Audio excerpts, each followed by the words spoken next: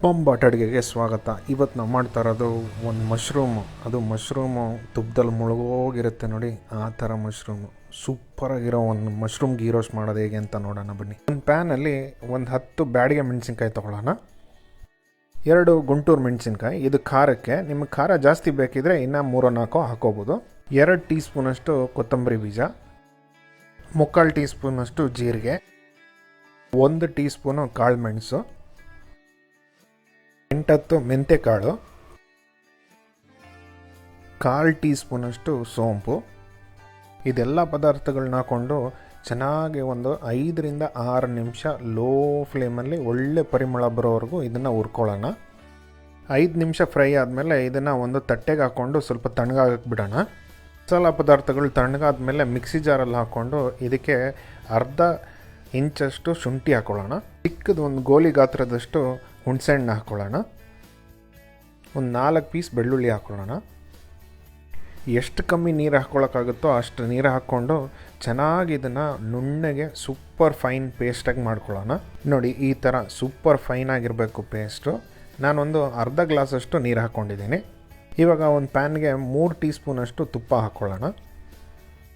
ತುಪ್ಪಕ್ಕಾದಮೇಲೆ ನಾನು ಚೆನ್ನಾಗಿ ಮಶ್ರೂಮ್ನ ವಾಶ್ ಮಾಡಿ ಇಟ್ಕೊಂಡಿದ್ದೆ. ಚಿಕ್ಕ ಮಶ್ರೂಮ್ ಆಗಿರೋದ್ರಿಂದ 2 ಕಟ್ ಮಾಡ್ಕೊಂಡಿದ್ದೀನಿ. ನೀವು ದೊಡ್ಡ ಮಶ್ರೂಮ್ ಇದ್ದರೆ 4 ಪೀಸ್ ಕಟ್ ಮಾಡ್ಕೋಬೋದು. ಹಾಕ್ಕೊಂಡು ಇದಕ್ಕೆ ರುಚಿಗೆ ತಕ್ಕಷ್ಟು ಉಪ್ಪು ಹಾಕ್ಕೊಳ್ಳೋಣ. ಉಪ್ಪು ಹಾಕೋ ಉದ್ದೇಶ ಏನಂದರೆ ಇದರಲ್ಲಿರೋ ನೀರಿನ ಅಂಶ ಎಲ್ಲ ಆಚೆ ಬರಲಿ ಅಂತ. ಸ್ವಲ್ಪ ಅರಿಶಿಣದ ಪುಡಿ, ಸ್ವಲ್ಪ ಖಾರದ ಪುಡಿ ಹಾಕ್ಕೊಳ್ಳೋಣ.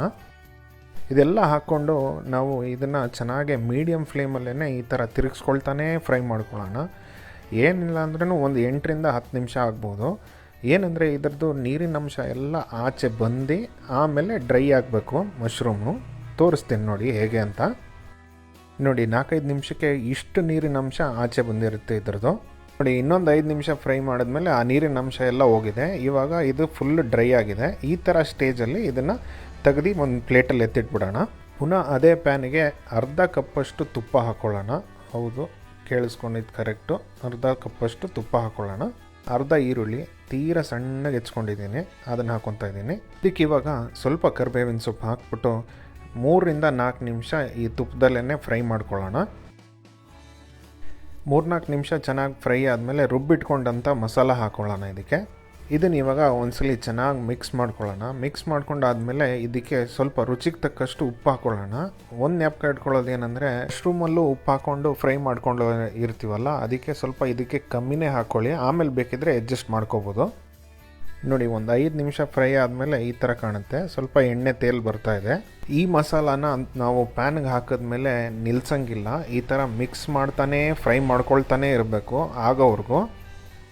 10-12 ನಿಮಿಷ ಫ್ರೈ ಮಾಡ್ಕೊಂಡ್ಮೇಲೆ ಆ ಕಲರೇ ಹೇಳುತ್ತೆ ನಿಮಗೆ ಸಖತ್ತಾಗಿ ರೆಡಿ ಆಗಿದೆ ಅಂತ. ಆವಾಗ ಇದಕ್ಕೆ ಒಂದು ಚಿಕ್ಕ ಪೀಸು ಬೆಲ್ಲ ಸೇರಿಸ್ಕೊಳ್ಳೋಣ. ಬೆಲ್ಲ ಸೇರಿಸ್ಕೊಂಡು ಇದನ್ನು 2 ನಿಮಿಷ ಚೆನ್ನಾಗಿ ಫ್ರೈ ಮಾಡ್ಕೊಳ್ಳೋಣ. ಆಮೇಲೆ ಇದಕ್ಕೆ ನಾವು ಫ್ರೈ ಮಾಡಿ ಇಟ್ಕೊಂಡಂಥ ಮಶ್ರೂಮ್ ಸೇರಿಸ್ಕೊಳ್ಳೋಣ. ಏನು ಹಾಕಿದ್ರೂ ಆಮೇಲೆ ಮಿಕ್ಸ್ ಮಾಡೋಕ್ಕೆ ಕೈ ಹೋಗುತ್ತೆ. ಇರಿ, ಸ್ವಲ್ಪ ಕರಿಬೇವಿನ ಸೊಪ್ಪು ಹಾಕ್ಬಿಟ್ಟು ಒಂದೇ ಸಲ ಮಿಕ್ಸ್ ಮಾಡ್ಕೊಳ್ಳೋಣ. ಇದೇ ಟೈಮಲ್ಲಿ ಮಶ್ರೂಮ್ ಸೇರಿಸಾದ್ಮೇಲೆ ಉಪ್ಪು ಬೇಕಿದ್ರೆ ಸ್ವಲ್ಪ ಅಡ್ಜಸ್ಟ್ಮೆಂಟ್ ಮಾಡ್ಕೊಳ್ಬೋದು. ಇವಾಗ ಒಂದು 2 ನಿಮಿಷ ಅದನ್ನು ಮಸಾಲ ಮತ್ತು ಮಶ್ರೂಮು ಒಂದಾಗಕ್ಕೆ ಬಿಡೋಣ. ಆ ಇಬ್ಬರು ಒಂದಾಗದೇ ತಡ ಸೂಪರಾಗಿರೋ ಒಂದು ಮಶ್ರೂಮ್ ಗೀ ರೋಸ್ಟ್ ರೆಡಿ ಆಗುತ್ತೆ.